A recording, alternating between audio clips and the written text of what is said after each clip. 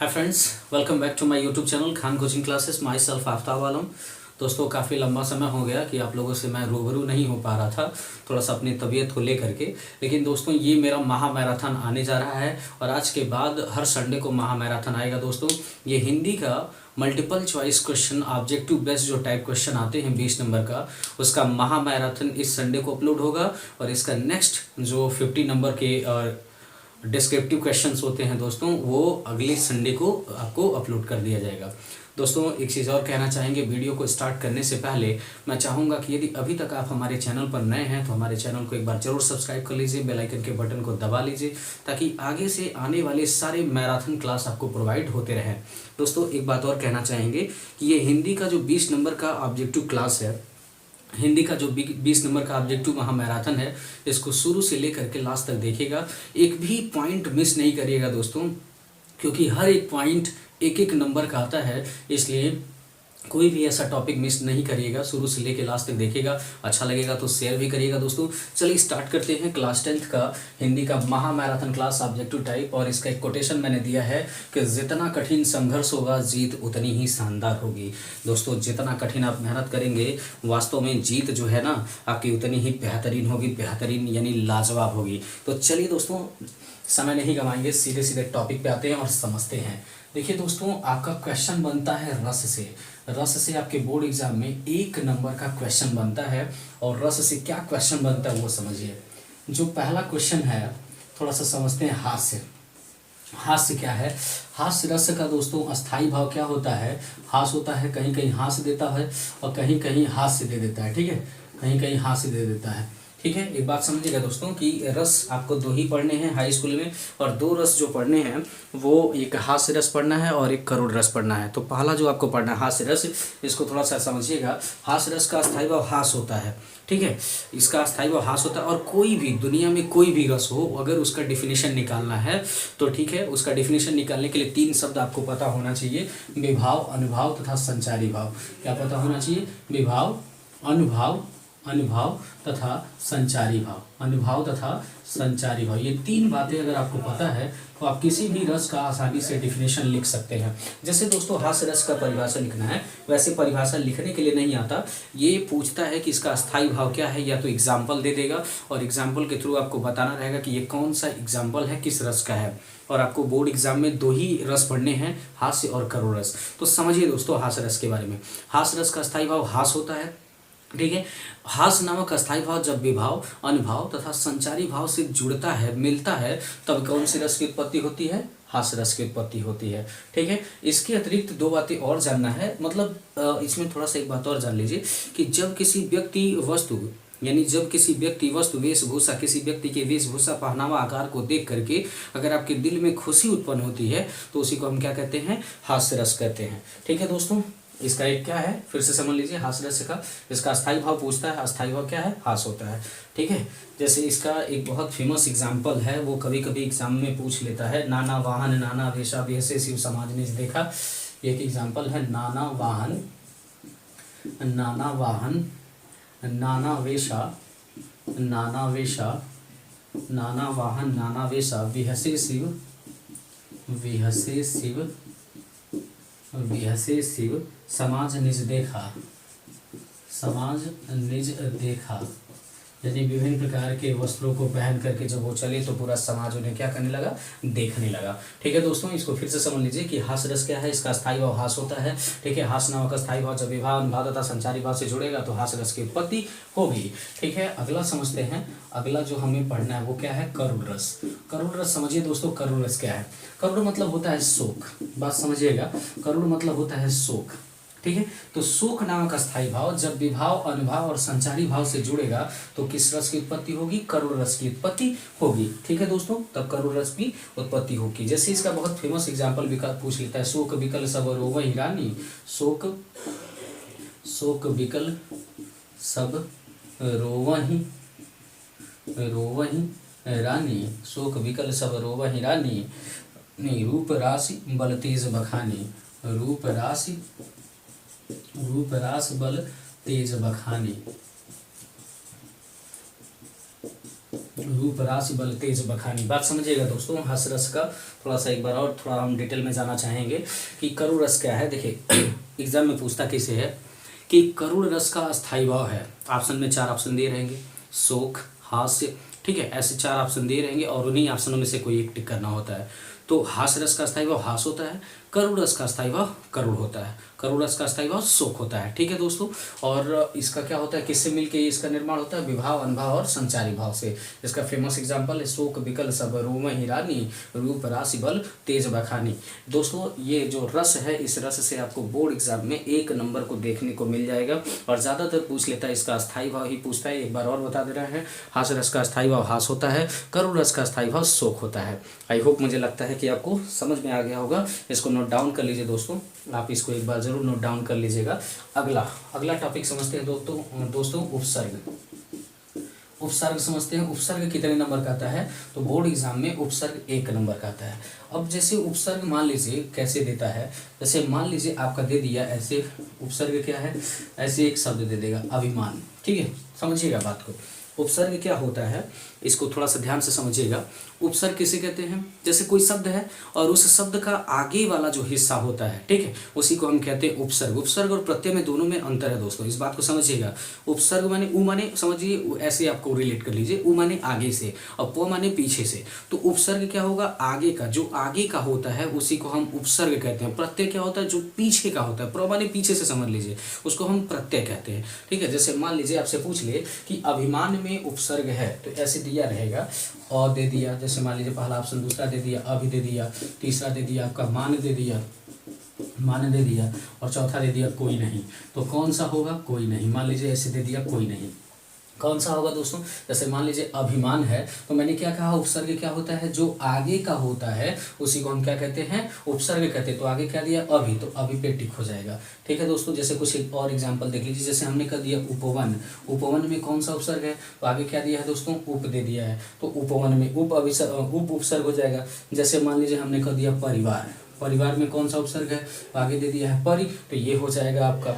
ठीक है, जैसे मान लीजिए हमने कह दिया अधिगम, अधिगम हमने ऐसे कर दिया, तो आगे क्या दे दिया, अधि, तो ये कौन सा उपसर्ग हो जाएगा, अधि। ठीक है दोस्तों, उपसर्ग आई होप मुझे लगता है कि आपको समझ में आ गया होगा कि उपसर्ग क्या होता है फ्रेंड्स। उपसर्ग हम किसे कहते हैं, जो आगे का होता है, जिसमें आगे जुड़ा होता है उसी को हम उपसर्ग कहते हैं। और बोर्ड एग्जाम में आपका ये उपसर्ग 1 नंबर का आता है। ठीक है दोस्तों, इसको नोट डाउन कर लीजिए। आई होप आप इसको नोट डाउन कर लिए होंगे। ठीक है, आगे बढ़ते हैं, क्योंकि समय हमारे पास ज़्यादा है, समय हमारे पास कम है, क्योंकि रात में हम आपको पढ़ा रहे हैं तो समय कम है, इस वजह से थोड़ा सा ज़्यादा ये भी करेंगे कि थोड़ा फास्ट ही चले, ताकि 20 नंबर का ऑब्जेक्टिव जल्द से जल्द हो जाए। ठीक है दोस्तों, देखते हैं कि 1 नंबर का रस क्लियर हो गया, 1 नंबर का उपसर्ग क्लियर होगा। रस में हस रस और करुण रस ही आता है आपके बोर्ड एग्जाम में, और उपसर्ग क्या होता है, जो आगे का दिया होता है उसी को हम क्या बोलते हैं, उसी को उपसर्ग बोलते हैं। आई होप आपने नोट डाउन कर लिया होगा। आगे चलते हैं, आप नोट डाउन करते रहिएगा दोस्तों। अगर आप नोट डाउन नहीं कर पाए होंगे तो वीडियो को आप रोक करके, पॉज करके आप आसानी से इसको लिख सकते हैं, कोई प्रॉब्लम नहीं होगी। ठीक है दोस्तों, आगे चलते हैं, आगे समझते हैं दोस्तों। चलिए आगे समझते हैं, थोड़ा सा इसको ठंड का महीना है तो इसलिए थोड़ा सा दिक्कत हो रहा है, इसलिए थोड़ा सा समस्या है।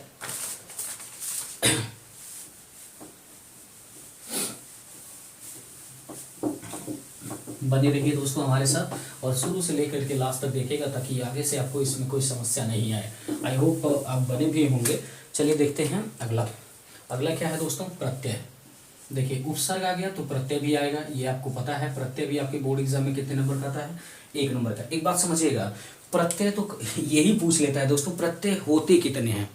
ठीक है, प्रत्यय कितने प्रकार के होते हैं, तो एक बात याद रख लीजिएगा कि प्रत्यय आपको कितने प्रकार के होते हैं, तो 2 प्रकार के। प्रत्यय कितने प्रकार के होते हैं दोस्तों, 2 प्रकार के होते हैं। एक बात याद रख लीजिएगा, प्रत्यय कितने प्रकार के होते हैं, 2 प्रकार के। अब ये नाम नहीं पूछता है ज्यादातर, तल प्रत्यय, कत प्रत्यय, ये नाम नहीं पूछता है, लेकिन आपके एग्जाम में कई बार ये क्वेश्चन पूछा गया है कि प्रत्यय कितने प्रकार के होते हैं। तो जहां भी ऑप्शन देखेगा 2, उसको टिक कर लीजिएगा। ठीक है, प्रत्यय कितने प्रकार के होते हैं, 2 प्रकार के। अब इसमें पूछ लेता है, जैसे मान लीजिए ऐसे दे दिया, पूछ लेगा पढ़ाई, पढ़ाई में कौन सा प्रत्यय है। तो हमने आपको बताया क्या, प्रत्यय, प्रत्यय माने पीछे का, जो पीछे का होगा। अब यहाँ देखिए पीछे क्या, आई, तो इसमें कौन सा प्रत्यय हो गया, आई प्रत्यय हो गया।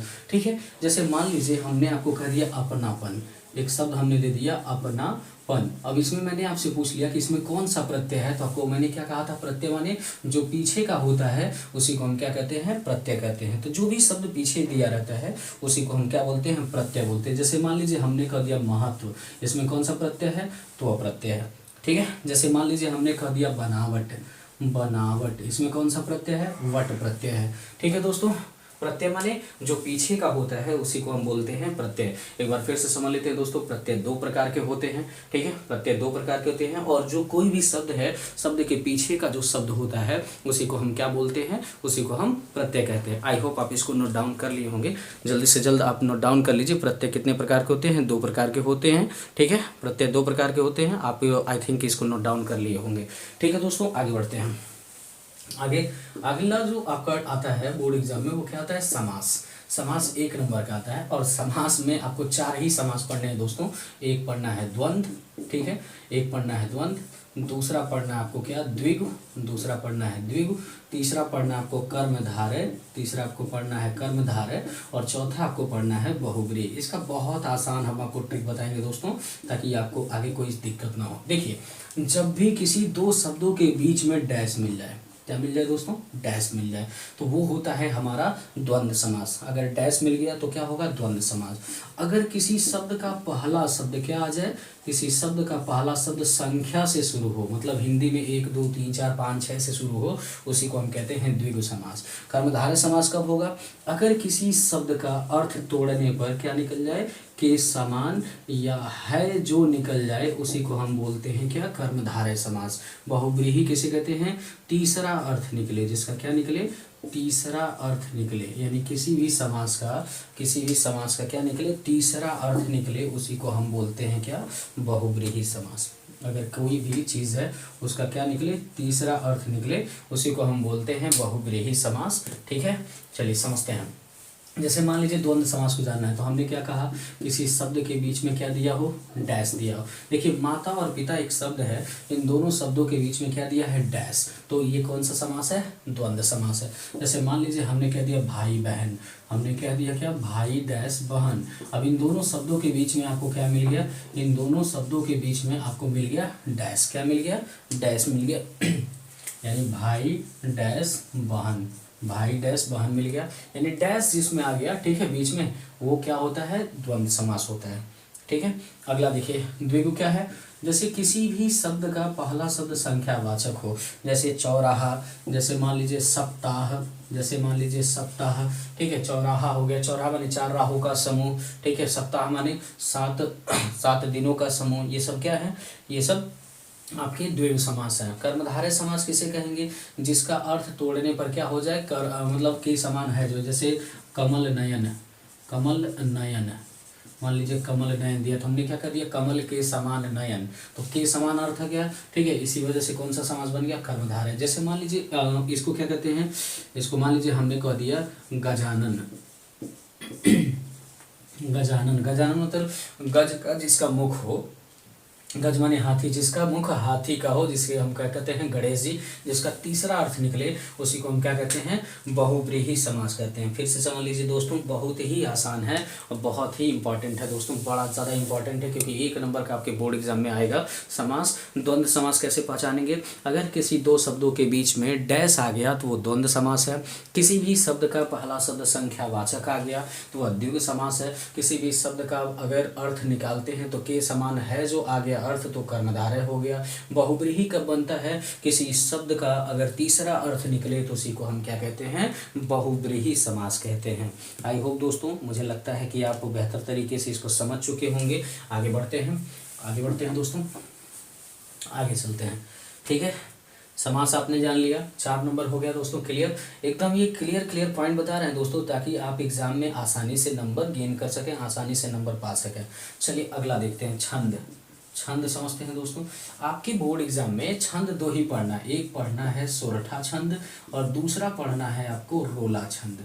एक पढ़ना है सोरठा छंद, दूसरा आपको पढ़ना है रोला छंद। तो सोरठा छंद के बारे में जान लीजिए दोस्तों, यह क्या है, यह एक अर्धसम मात्रिक छंद है। क्या है, अर्धसम मात्रिक छंद है।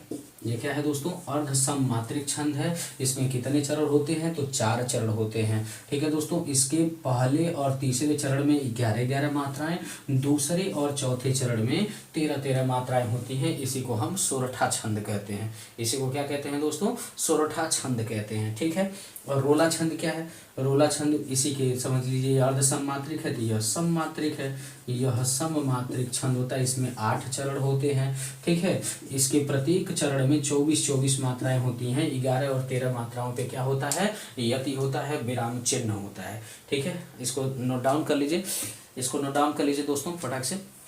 इसको जरा आप एक बार नोट डाउन कर लीजिए, तब तक हम इंक डालना। इसको नोट डाउन कर लीजिए, रोला और सोरठा, क्योंकि 1 नंबर का तो यही पूछ लेता है दोस्तों कि रोला छंद कैसा छंद है। तो रोला सममात्रिक छंद है। कितने चरण होते हैं, तो 8 चरण होते हैं। हर चरण में कितनी मात्रा होती है, तो 24 मात्राएं होती हैं। कभी कभी सोरठा का पूछ लेता है, सोरठा छंद कैसा छंद होता है, तो अर्ध सममात्रिक छंद होता है। कितने चरण होते हैं, 4 चरण होते हैं।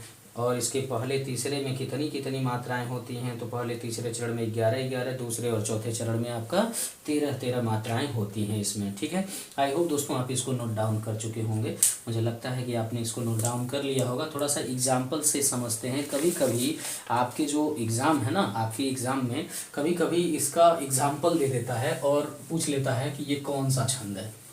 तो थोड़ा सा उसको भी समझ लेते हैं, बहुत ज़्यादा टाइम नहीं लगाएंगे हम इस पे, ज़्यादा टाइम देंगे भी नहीं क्योंकि बहुत आसान है और ज़्यादा समय नहीं दिया जाएगा इस पे।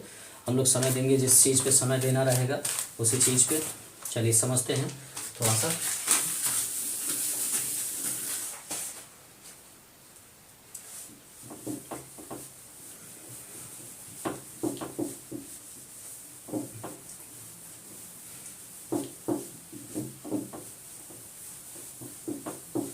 देखिए दोस्तों, अगला समझते हैं हम लोग। अगला समझते हैं कि भाई हमारा ये क्या है क्या नहीं है।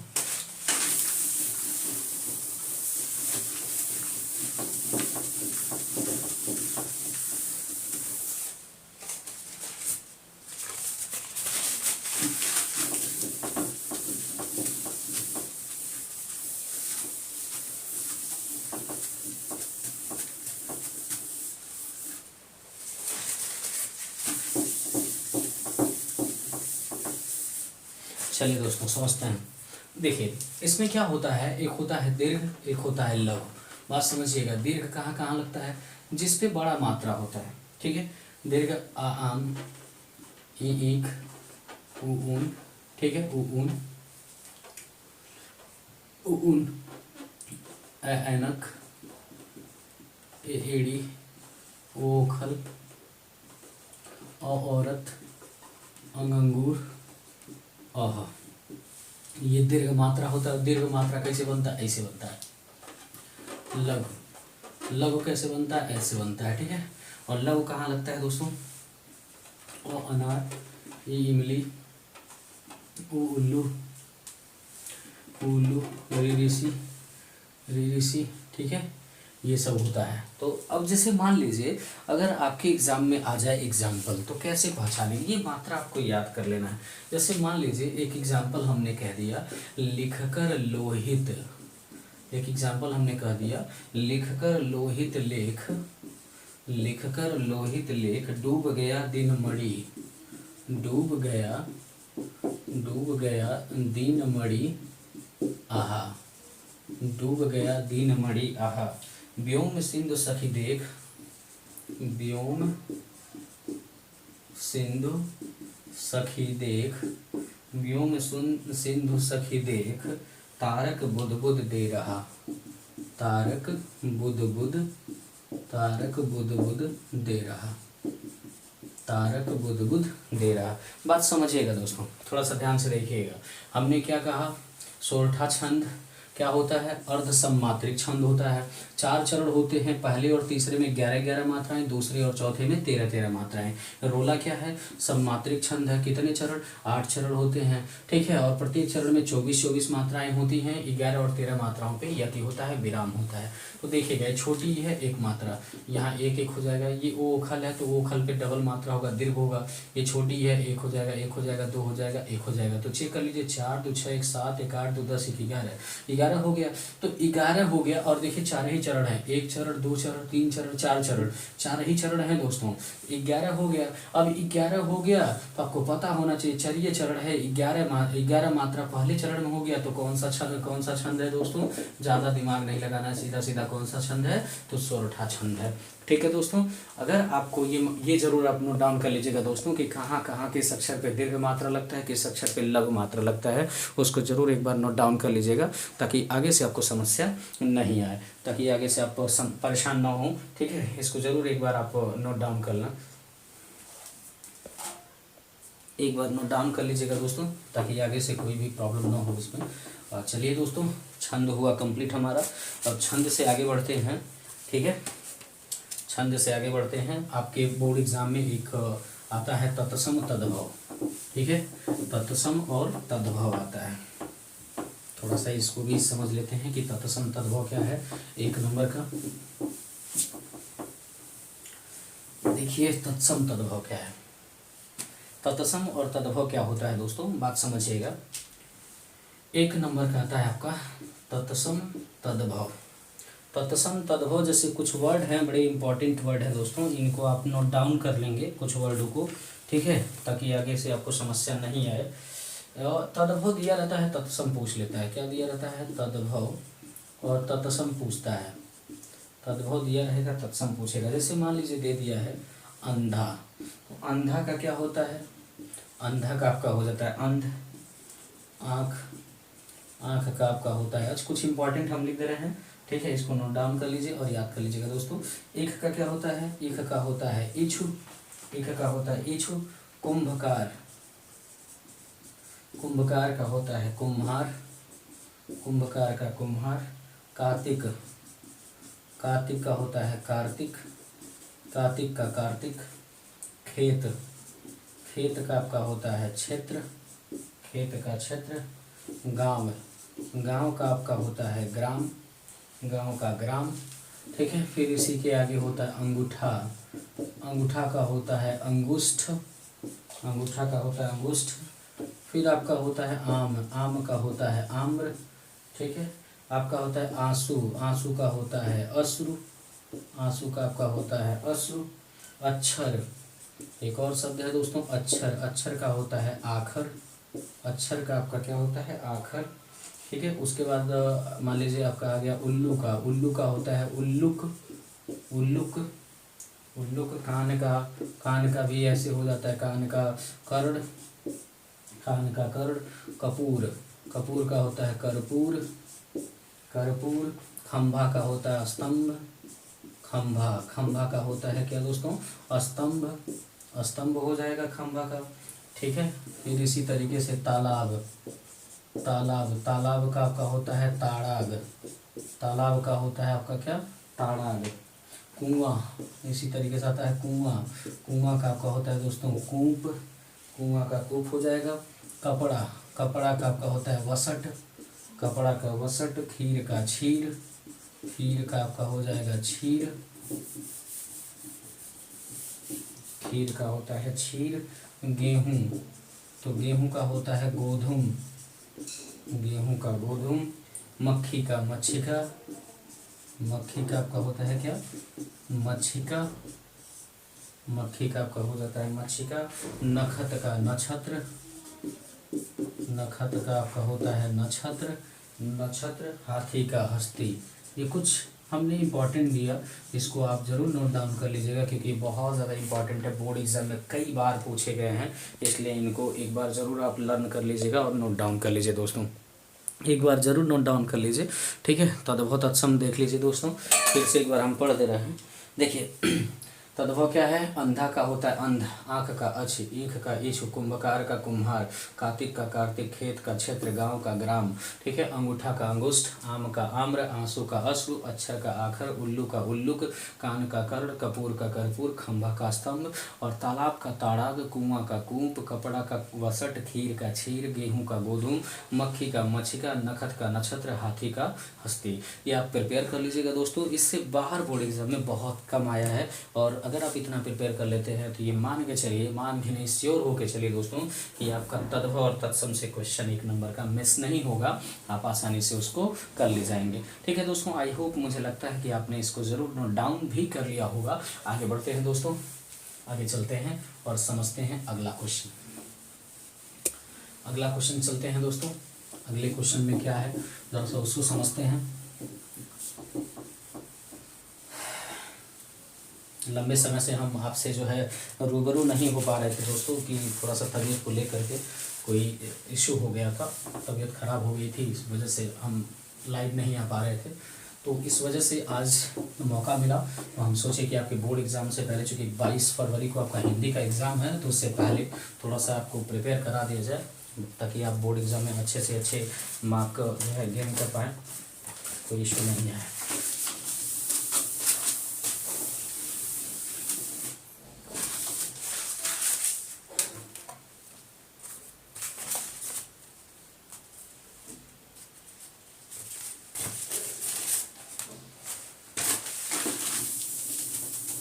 चलिए आगे समझते हैं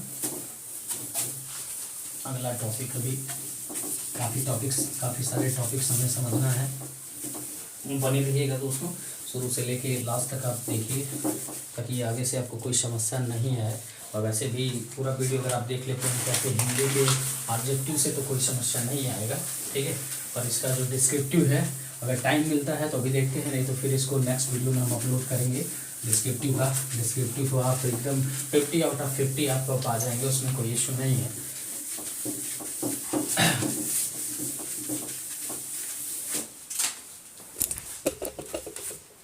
और सॉरी दोस्तों, थोड़ा सा हिल गया, उसके लिए दिक्कत हो गया। चलिए, आई होप सब कुछ सेट है, सब कुछ ओके है, कोई इशू नहीं होगा।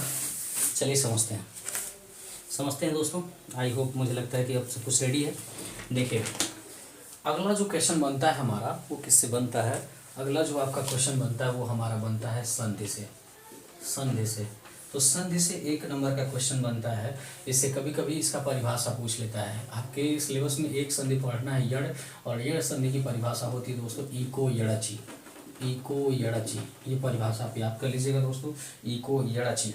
और इसका बड़ा सिंपल सा ट्रिक है दोस्तों, अगर कहीं ई धन अ मिल रहा है तो ये बनता है य, अगर कहीं ई धन य मिल रहा है तो ये बनता है आधा य, कहीं आपका ई धन उ मिल रहा है इस पे भी आधा य, कहीं आपका बड़ा ई प्लस आ मिल गया इस पे भी बनता है आधा य, कहीं आपका बड़ा ई प्लस उ मिल गया इस पे भी बनता है य। इसका कुछ फेमस एग्जाम्पल देखते हैं दोस्तों। जैसे मान लीजिए आपका दे दिया है प्रतिधन एक, ठीक है।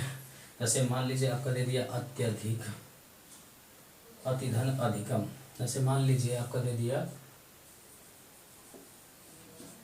अतिधन अधिकम, ऐसे शब्द दे दिया अतिधन अधिकम। जैसे मान लीजिए आपको दे दिया इतिधन आदि, इतधन आदि। जैसे एक शब्द दे दिया प्रतिधन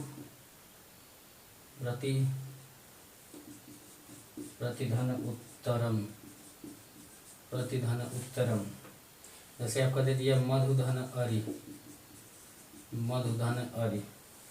जैसे आपको दे दिया गुरुधन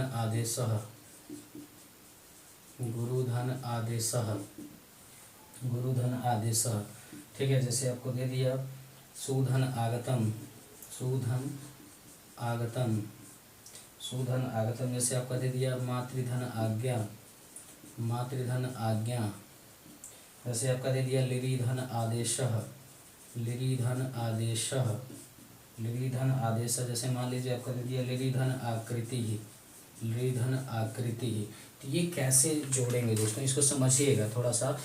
जैसे मान लीजिए प्रतिधन एक, यहाँ देखिए छोटी और ए एड़ी, छोटी ई और ए एड़ी मिलता है तो य यार्ती बनता है, और ये आधा हो जाएगा तो प्रत्येक हो जाएगा, प्रत्येक। ठीक है।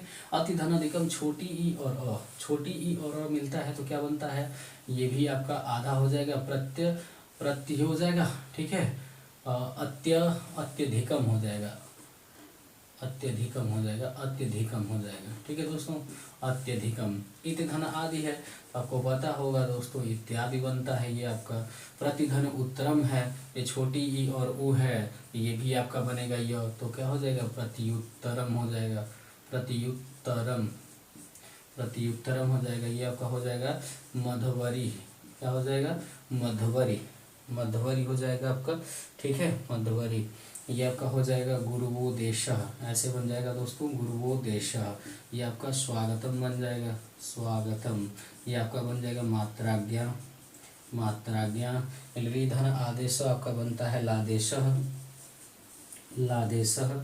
ये लृ धन आकृति आपका बनता है लाकृति, लाकृति, लाकृति। ठीक है, इसको नोट डाउन कर लीजिए दोस्तों। संधि क्या है, तो संधि आपको एक पढ़ना है यण संधि, इसका परिभाषा होता है ई को यणचि, और इसका सूत्र है दोस्तों ई धन अ बराबर य, ई धन य बराबर अ य, ई धन अ बराबर ई धन उ बराबर य। तो ठीक है, इसका कुछ शब्द हमने दे दिया है, इसको नोट डाउन कर लीजिए। इससे बाहर कभी भी बोर्ड एग्जाम में आज तो पूछा नहीं है, और उम्मीद है कि आगे भी इससे बाहर बोर्ड एग्जाम में पूछेगा भी नहीं। ठीक है दोस्तों, आई होप आप इसको नोट डाउन कर चुके होंगे। ठीक है, आगे समझते हैं।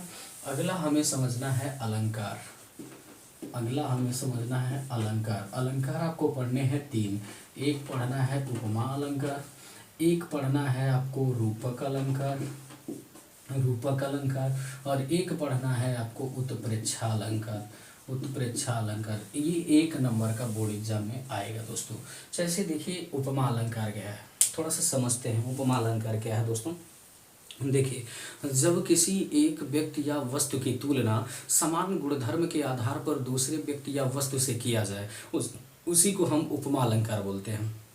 उपमा अलंकार क्या है, जैसे कोई एक आदमी है, दूसरे आदमी से उसकी तुलना हम बिल्कुल एकदम बराबर अवस्था में कर रहे हैं, तो उसी को हम उपमा अलंकार कहते हैं। रूपक अलंकार क्या है, जब उपमेय में उपमान का क्या हो, भेद रहित आरोप हो, भेद रहित आरोप हो, तो उसी को हम क्या कहेंगे, रूपक अलंकार कहेंगे। और उत्प्रेक्षा अलंकार किसे कहेंगे, जिसमें उपमेय में उपमान की संभावना हो, उसी को हम क्या कहेंगे, उसी को हम उत्प्रेक्षा अलंकार कहेंगे। इसका बड़ा सिंपल सा फंडा हम आपको बता रहे हैं। ये क्या है, जिसमें तुलना हो, बात समझिएगा, जिसमें तुलना हो उसी को हम उपमा कहेंगे। और उत्प्रेक्षा का पहचानने का एक ट्रिक है दोस्तों, अगर किसी शब्द में, किसी भी लाइन में मानो आ गया, मनहु आ गया, जानो आ गया, जानो आ गया, मानो मनो जानो, जन्म आ गया, ठीक है, जन्म आ गया, ठीक है, तो ऐसे शब्द अगर कहीं दिए हैं तो वो उत्प्रेक्षा अलंकार है। तुलना हो रहा है तो उपमा, अगर ये दोनों नहीं है तो रूपक अलंकार है। जैसे मान लीजिए एग्जाम्पल अगर हमने आपको दे दिया क्या, चरण, जैसे मान लीजिए हमने क्या कर दिया, पीपर पात सरिस मन डोला, हमने एक एग्जाम्पल आपको दे दिया क्या, पीपर पात, पीपर पात सरस मन डोला, सरस मन डोला, पीपर पात सरस मन डोला। पीपर पात की हमने तो तुलना कैसे किया, सरस मन डोला से कर दिया, तो ये कौन सा अलंकार हो गया, तुलना हो गया, तो उपमा अलंकार हो गया। जैसे एक एग्जाम्पल और देख लीजिए, जैसे हमने कह दिया क्या हमने कह दिया, निकस जनु जोग विमल विपु, निकस, निकस जनु जोग, निकस जनु जोग विमल विपु, विमल विपु, विमल विपु, विमल विपु, जलद पटल बिलगाई, जलद पटल, जलद पटल बिलगाई।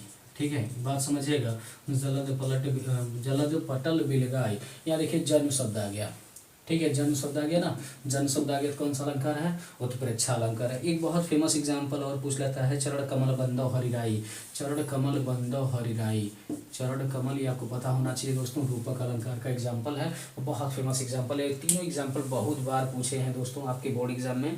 ठीक है, फिर से समझ लेते हैं। उपमा अलंकार क्या है, जिसमें एक व्यक्ति या वस्तु की तुलना समान गुणधर्म के आधार पर दूसरे व्यक्ति या वस्तु से किया जाए तो उपमा। अगर क्या है, जिसमें उपमेय में उपमान की संभावना, उपमेय में उपमान का क्या हो, भेद रहित आरोप हो तो रूपक, संभावना होगा तो उत्प्रेक्षा होगा।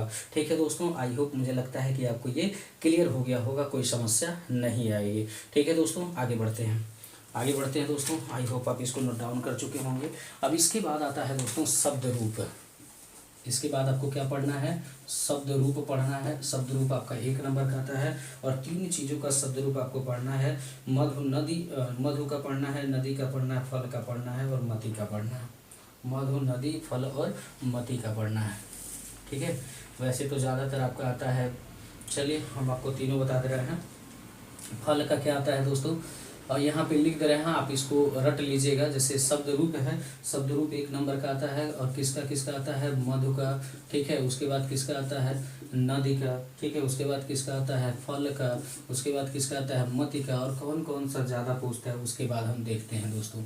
देखिए जैसे फल का है ना, तो फल का द्वितीय विभक्त ज़्यादा पूछता है, तृतीया ज़्यादा पूछता है और पंचमी ज़्यादा पूछता है। तो इसका द्वितीय विभक्ति में क्या होता है, प्रथमा जो होता है वो होता है फलम और द्वितीय क्या होता है, फले। फलम फले फलानी हो जाता है, फलम फले फलानी ऐसे पूछ लेता है। और क्या पूछता है, ऐसे पूछ लेगा, फलम जो शब्द है, ठीक है, फलम जो शब्द है वो कौन सी विभक्ति है, तो द्वितीय विभक्ति है। कौन सा वचन है, तो एक वचन है, ये एक वचन है। ठीक है, एक वचन द्विवचन बहुवचन ऐसे होते हैं।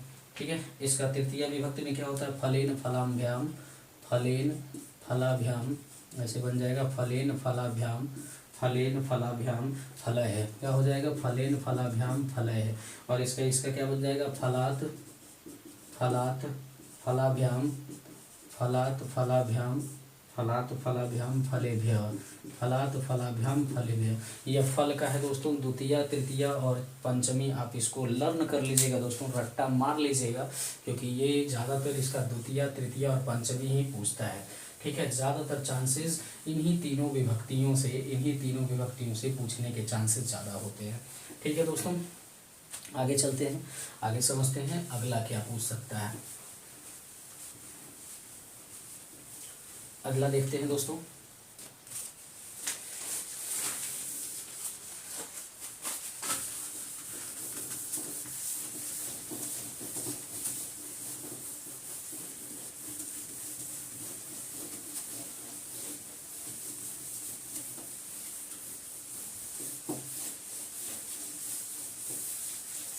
अगला समझते हैं फ्रेंड्स।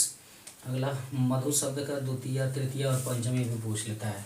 ठीक है दोस्तों, मधु शब्द का आपका पूछता है किसका, द्वितीय, इसका तृतीय भी पूछता है और इसका पंचमी ज़्यादा पूछता है। तो मधु का द्वितीय में एक वचन में क्या होता है, मधु, मधुनी, मधु, मधुनी, मधुनी ऐसे पूछता है, मधु, मधुनी, मधुनी। ठीक है, इसमें क्या पूछता है, मधुना, मधुना, मधुभ्याम, मधुभ्याम, मधुभी, मधुभी। फिर क्या पूछता है, मधुना, इसका पंचमी क्या होता है, मधुनः, मधुभ्याम, मधुनः, मधुभ्याम और मधुभ्यः, मधुभ्यः, मधुभ्यः। मधु का द्वितीय, तृतीय और पंचमी आप रट लीजिएगा दोस्तों। वैसे मैंने आपको नोट डाउन करा दिया है, आप इसको जरूर याद कर लीजिएगा। ठीक है, इसी तरीके से मति का कौन कौन सा पूछता है, मति का द्वितीय, तृतीय, पंचमी, इसका भी द्वितीय, तृतीय और पंचमी इसका भी। तो इसका द्वितीय एक वचन क्या होता है, मतीन, मति, मति इसका होता है। ठीक है, इसका फिर क्या होता है, मत्या, मतिभ्याम, मतिभ्याम, मतिभिः, मतिभिः। इसका क्या होता है, मत्याः, मते, मते, मतिभ्यः, मतिभ्यः। ठीक है, एक और आता है दोस्तों नदी का। नदी का भी सेम है, द्वितीय, तृतीय और पंचमी। इसको आप रट लीजिएगा दोस्तों। नदी का द्वितीय क्या होता है, एक वचन में नदीम होता है, नदयो होता है, नदयो नदी ही होता है, नदीम, नदियो नदी है। उसके बाद क्या होता है, नद्या, नदीभ्याम, नदीभ्याम, नदीभिः, नदीभिः। उसके बाद आपका होता है नद्याः, फिर नदीभ्याम और नदीभ्यः, नदीभ्यः। ये होता है दोस्तों। इसको आप एक बार ज़रूर नोट डाउन कर लीजिए दोस्तों। ठीक है, इसको एक बार ज़रूर आप नोट डाउन कर लीजिए ताकि आगे से कोई समस्या ना आए। ठीक है, आई होप आप इसको नोट डाउन भी कर चुके होंगे। ठीक है, चलते हैं आगे। अगला आपका जो एग्ज़ाम में आता है वो क्या आता है दोस्तों, धातु रूप। और धातु रूप बड़े लाजवाब में आते हैं दोस्तों। हम जितना लिख दे रहे हैं उतना आप पढ़ लेंगे तो बोर्ड एग्जाम में आपको 1 नंबर धातु रूप से आते हैं, वो 1 नंबर आप प्रोवाइड कर ले आएंगे आसानी से, कोई समस्या नहीं आएगी। चलिए देखते हैं धातु रूप में क्या पूछता है। धातु रूप में भी समझ लेते हैं दोस्तों कि धातु रूप में आपका आता क्या है।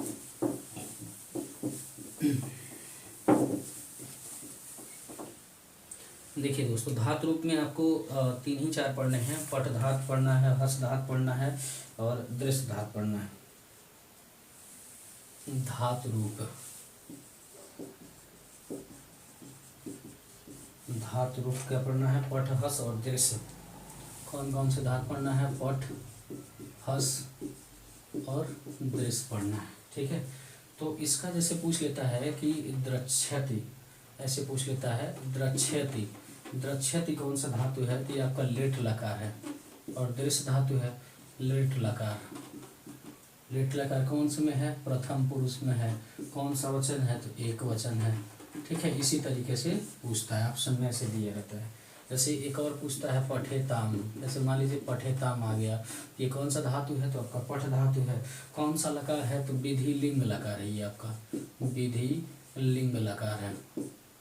विधि लिंग लकार है। कौन सा पुरुष है? प्रथम। कौन सा वचन है? द्विवचन है, ये आपका द्विवचन है। ठीक है, अगला पूछ लेता है पठिष्यतः। पठिष्यतः, पठिष्यतः पूछ लेता है कौन सा धातु है? तो ये आपका लेट धातु है। कौन सा पुरुष है? तो मध्यम पुरुष है। कौन सा वचन है? तो द्विवचन है। फिर अगला पूछ लेता है हसतु। हसतु, हसतु क्या है? तो लोट लकार है। ठीक है, कौन सा पुरुष है? तो प्रथम है। कौन सा वचन है? तो एक वचन है। ठीक है, अगला पूछ लेता है पठिष्यत। पठिष्यथ, पठिष्यथ ऐसे पूछ लेता है पठिष्यति। कौन सा धातु है? तो ये आपका लेट लकार है। कौन सा पुरुष है? मध्यम है। कौन सा वचन है? तो बहुवचन है। ठीक है, अगला पूछ लेता है हसिस। हसिष्यतः, हसिष्यतः ये आपका कौन सा धातु है? लेट लकार। कौन सा पुरुष है? मध्यम। कौन सा वचन है? द्विवचन है, द्विवचन है। फिर अगला आपका पूछ लेता है हसति। हसति क्या है? तो लट लकार है। कौन सा वचन है? कौन सा पुरुष है? प्रथम पुरुष है। वचन क्या है? एक वचन है। अगला पूछ लेता है अपठम। अपठम क्या है? लंग लकार है। और कौन सा पुरुष है? तो उत्तम पुरुष। कौन सा वचन? तो एक वचन। ठीक है, ये धातु से इससे बाहर नहीं आता है दोस्तों। ये जितना भी हमने लिखा है, जैसे कितना एग्जाम्पल 1 2 3 4 5 6 7 8, इसको रट्टा मार जाइए और आपको बोर्ड एग्जाम में इन्हीं 8 में से अधिकांशतः 99% इन्हीं में से बोर्ड एग्जाम में पूछा जाता है। इसको आप रट जाइए दोस्तों, ताकि आपका कोई दिक्कत न हो। 10 नंबर का आपने ग्रामर से हिंदी का आपने पूरा पढ़ लिया। ठीक है, अब 10 नंबर का हमें थोड़ा सा उसका पढ़ना है गद्य से और पद्य से, कि उसमें क्या आता है। थोड़ा सा उसको भी देख लेते हैं, ज़्यादा टाइम में ही लेंगे, उसको भी आते हैं। आई होप दोस्तों आप इसको नोट डाउन कर चुके होंगे। ठीक है, अगर आप नोट डाउन नहीं किए होंगे तो वीडियो को पॉज करके, वीडियो को रोक करके आप आसानी से लिख लीजिएगा, कोई इशू नहीं आएगा। क्योंकि ज़्यादा समय नहीं दे सकते दोस्तों, इसके लिए थोड़ा सा क्षमा चाहेंगे। आगे देखते हैं, आगे समझते हैं अगला टॉपिक क्या है।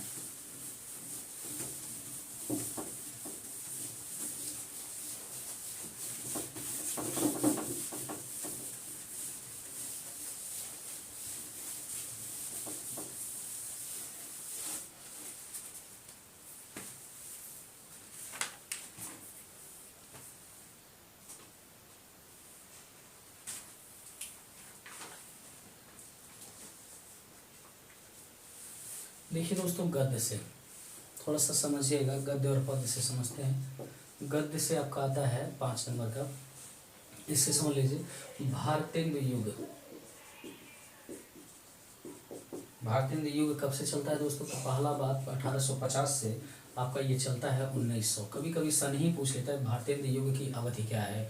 1850 से स्टार्ट हुआ है और 1900 तक चला। इसमें कितने कवि आए हैं? बहुत कुछ फेमस कवि हैं, जैसे बालकृष्ण भट्ट। बालकृष्ण भट्ट कभी पूछ लेता है बालकृष्ण भट्ट। प्रताप नारायण मिश्र जी, प्रताप नारायण मिश्र। श्रीनिवास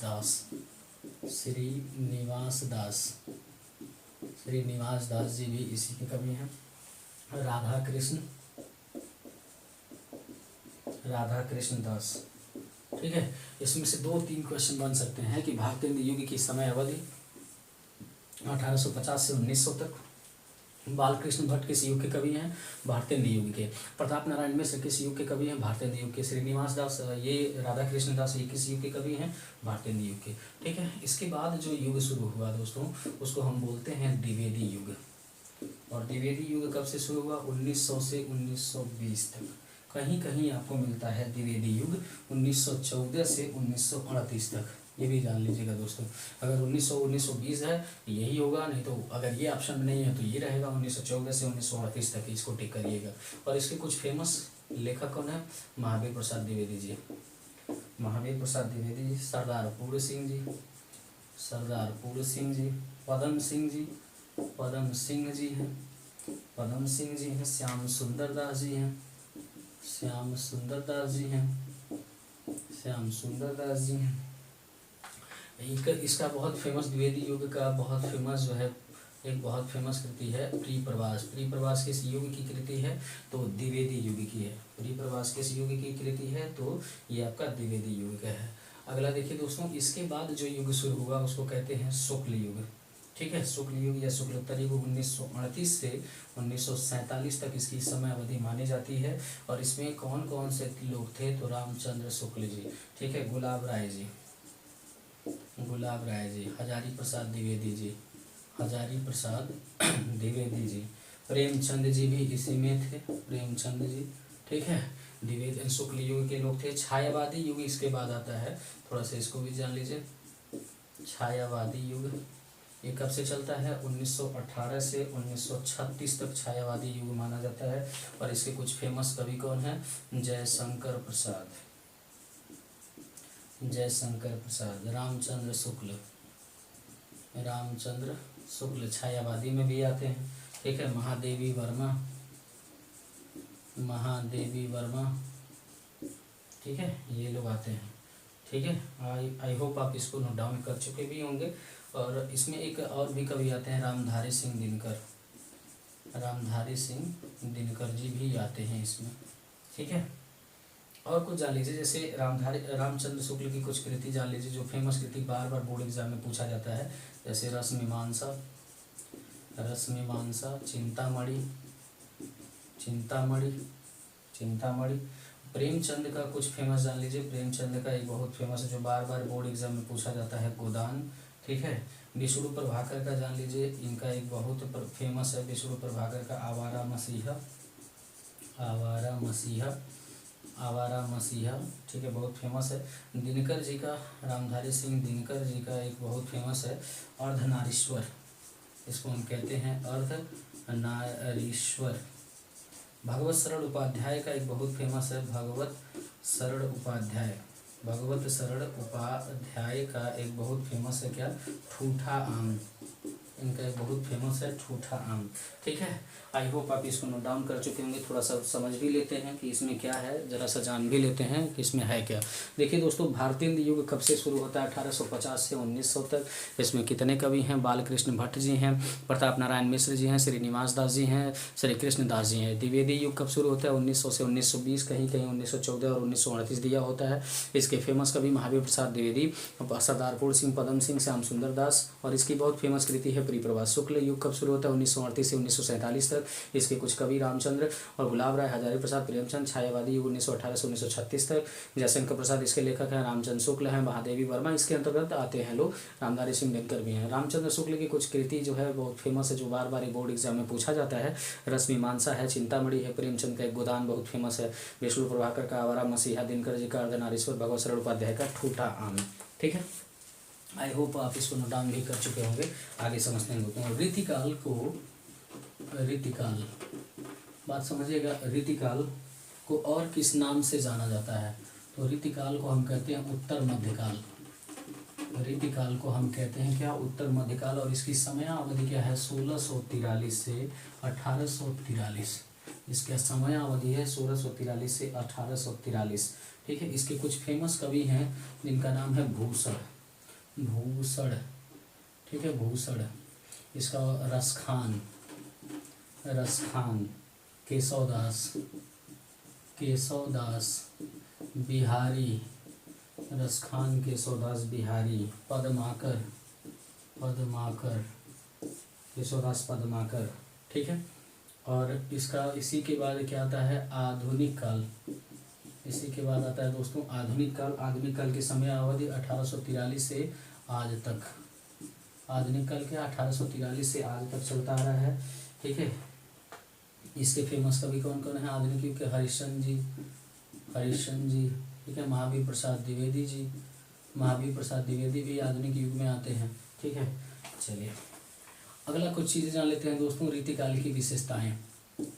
रीतिकाल की विशेषताएं क्या हैं, विशेषताएं। अब रीतिकाल की विशेषताएं कभी कभी बोर्ड एग्जाम में पूछ लेता है कि रीतिकाल की विशेषताएं क्या हैं। लक्षण ग्रंथों की रचना, इसमें रीतिकाल में क्या हुआ था, लक्षण ग्रंथों की रचना हुआ था।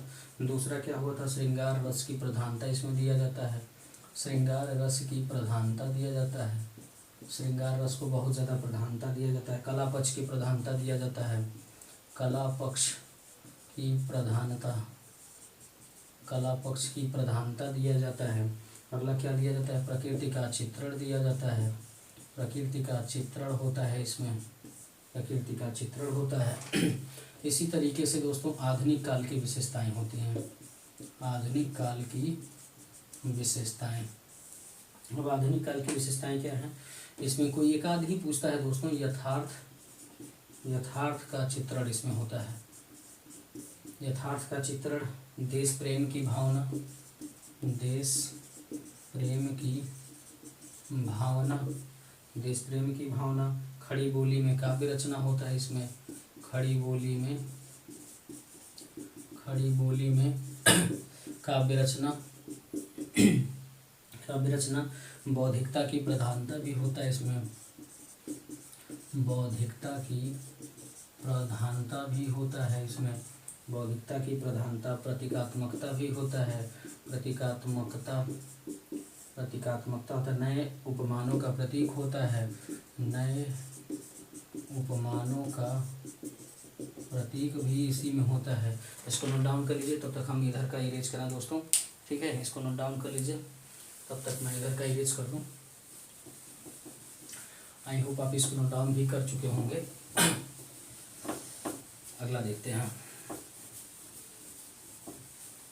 अगला समझते हैं दोस्तों। अगला कुछ इम्पोर्टेंट चीज़ें जिसे हमें जानना भी है और समझना भी है, तो उसको समझ लिया जाए। एक 8 नंबर का और है, 18-19 नंबर तक आपने बेहतर तरीके से समझा।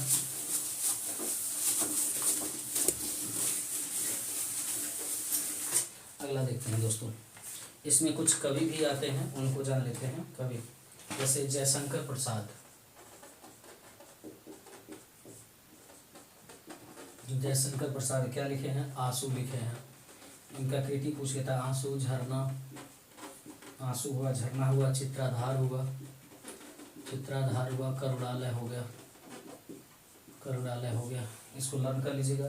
निराला जी, सूर्यकांत त्रिपाठी निराला जी क्या लिखे हैं दोस्तों।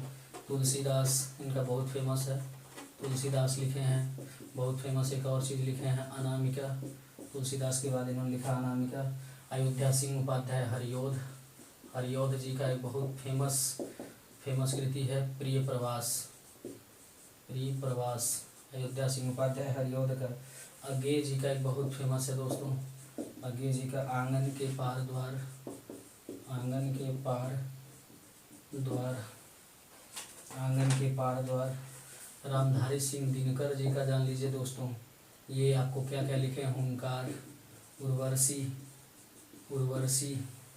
हारे को हरिनाम, हारे को हरिनाम, हारे को हरिनाम इन्होंने ही लिखा है। ठीक है, रसवंती परशुराम की प्रति, रसवंती परशुराम की, परशुराम की प्रतिज्ञा, रसवंती परशुराम की प्रतिज्ञा भी इन्होंने ही लिखा है।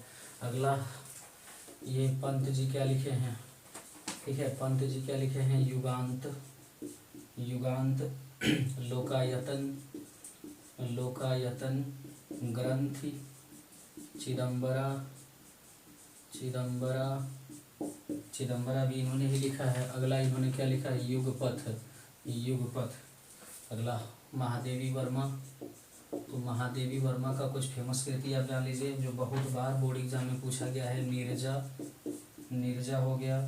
अग्निरेखा, अग्निरेखा। सांध्य गीत, सांध्य गीत। अगला दीप शिखा, दीप शिखा बहुत फेमस है दोस्तों, इसको नोट कर लीजिए। माखनलाल चतुर्वेदी, माखनलाल चतुर्वेदी जी ने आपको क्या लिखा है, हिम की रिटनी, हिम तरंगिनी। इन्होंने दो चीज़ें लिखा है, हिम की रिटनी, हिम की रिटनी, हिम तरंगिनी, हिम तरंगिनी इन्होंने ही लिखा है। ठीक है, ये हरिवंश राय बच्चन जी क्या लिखे हैं, मधुशाला। इनका बहुत फेमस कृति है मधुशाला। किसने लिखा है, हरिवंश राय बच्चन जी ने। ठीक है, मैथिली शरण गुप्त यानी गुप्त जी क्या लिखे हैं, ये आपका लिखे हैं भारत भारती, भारत भारती। और एक और बहुत फेमस इनका चीज़ है क्या, साकेत। इन्होंने बहुत फेमस चीज़ लिखा है। पद्माकर जी क्या लिखे हैं, पद्माकर जी आपका लिखे हैं गंगा लहरी, गंगा लहरी। भूषण जी आपको क्या लिखे हैं, भूषण इनका एक बहुत फेमस है रामचंद्रिका, रामचंद्रिका। ठीक है, अगला निराला जी आपको क्या लिखे हैं, निराला जी आपको लिखे राम की शक्ति पूजा, राम की शक्ति पूजा, राम की शक्ति पूजा। इन्होंने निराला जी ने इसमें नोट डाउन किया है। ठीक है, चलिए दोस्तों नोट कर लीजिए, नोट कर लीजिए इसको एक बार फिर से और समझते हैं दोस्तों। जैसे रीतिकाल, उत्तर मध्यकाल 1643 से 1843, भूषण रसखान, केशव दास, बिहारी दास, पद्माकर जी आते हैं आधुनिक में 1843 से आज तक। हरिश्चंद्र, महावीर प्रसाद द्विवेदी। रीतिकाल की विशेषताएं, लक्षण, ग्रंथों की रचना, श्रृंगार रस की प्रधानता, कला पक्ष की प्रधानता, प्रकृति का चित्रण। आधुनिक काल की विशेषताएं क्या हैं, यथार्थ का चित्रण, देश प्रेम की भावना, खड़ी बोली में काव्य रचना, बौद्धिकता की प्रधानता, प्रतिकात्मकता, नए उपमानों का प्रतीक ये होता है। और कुछ कवि हैं उनके कुछ कृतियाँ हैं, ये जान लीजिए बहुत फेमस और बहुत फेमस कवियों की कृतियाँ हैं। जैसे जयशंकर प्रसाद आंसू, झरना, चित्राधार, करुणालय। निराला जी का तुलसीदास अनामिका, हरिऔध जी का प्रियप्रवास, सग्रिय जी का आंगन के पार द्वार, दिनकर जी का हुंकार उर्वशी, हारे को हरिनाम, रसवंती, परशुराम की प्रतिज्ञा। और इनका क्या नाम है, सुमित्रा नंदन पंत का युगांत लोकायतन ग्रंथ, चिदम्बरा युगपथ। महादेवी वर्मा का नीरजा, अग्निरेखा, सांध्य गीत, दीपशिखा। माखनलाल जी का हिम किरीटनी, हिम तरंगिनी। और इनका हरिवंश राय बच्चन जी का मधुशाला। और इसका गुप्त जी का इनका क्या है, मैथिली शरण गुप्त, भारत भारती। और साकेत भी लिखे, पद्माकर जी गंगा लहरी, भूषण जी रामचंद्र का, निराला जी राम की शक्ति पूजा है। दोस्तों इतना अगर आप प्रिपेयर कर लेते हैं तो आपका 20 का 20 नंबर बोर्ड एग्जाम में आपको आसानी से प्रोवाइड हो जाएगा। दोस्तों शुरू से लेकर लास्ट तक देखने के लिए आपको बहुत बहुत धन्यवाद दोस्तों। वीडियो अच्छा लगा होगा तो दूसरे को शेयर भी कीजिएगा दोस्तों। और इसका 50 नंबर का डिस्क्रिप्टिव महामैराथन वो आपको नेक्स्ट वीडियो में प्रोवाइड हो जाएगा। फिर मिलते हैं दोस्तों नेक्स्ट वीडियो में। टिल देन टेक केयर दोस्तों, बाय बाय।